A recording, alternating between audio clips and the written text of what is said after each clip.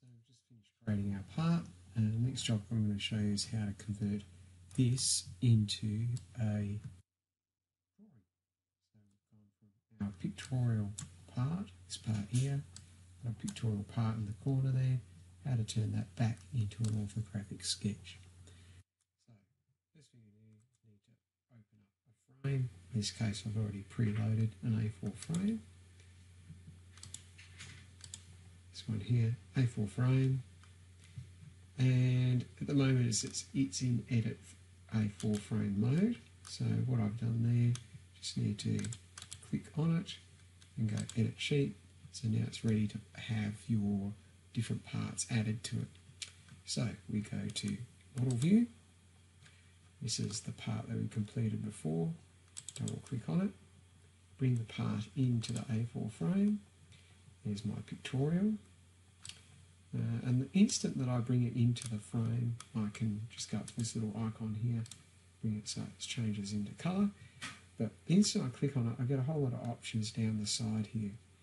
One of them being which type of view you want to look at. In this case it's a pictorial, so it's in the top right hand corner. But secondly, I've also got what scale you want to use.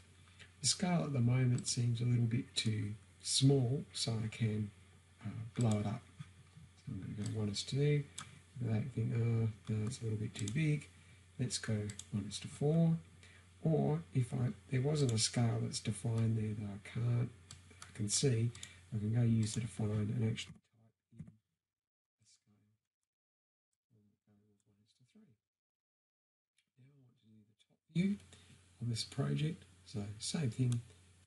Model view, complete top view. Click on it, bring the top view in,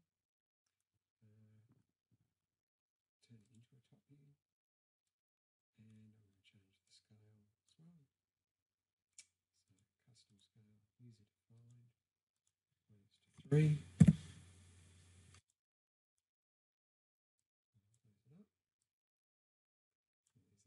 So looking down, or plan view. Now I want to show the front view, so clicking on that object, click projected view. That brings front view down directly in line with the top view. The same thing now, I want to do a projected view. So I can create the end view. So here we have top view, front view, end view. One of the other things that you need to look at is how to show whether or not there is transparency or hidden detail. So I click on the object and go to this one here, hidden line visible, and it shows a hole in this object going through. It shows the hidden detail of that trench cut through there. If I go to this one, hidden detail, it shows the hole coming through this way, so that hole through there. Next thing I can do, I can cheat with one of the annotations that says Smart Dimension.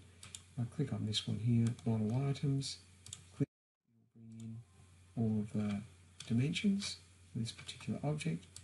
Click on that one, Model Item, same thing, dimension the object for me, without me having to do too much, other than rearrange and tidy up some of the dimensions. If there's a dimension on there that it hasn't brought in automatically, so for example this one, I'll just use Smart Dimension, click on the object and it will give me the dimension.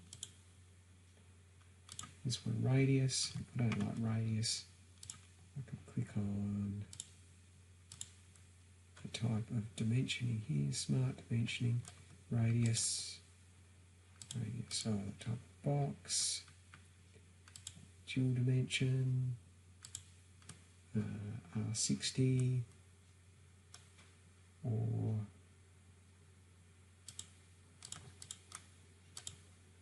change the way it's viewed.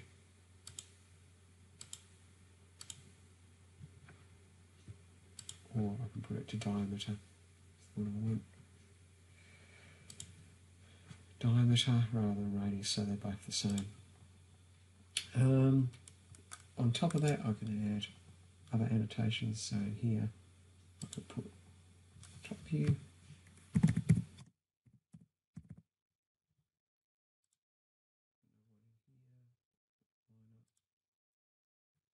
view,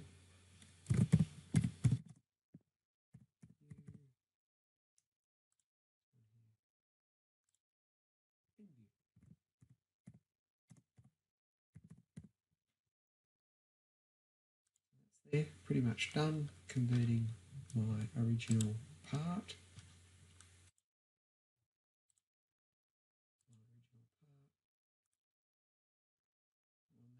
Into a sheet or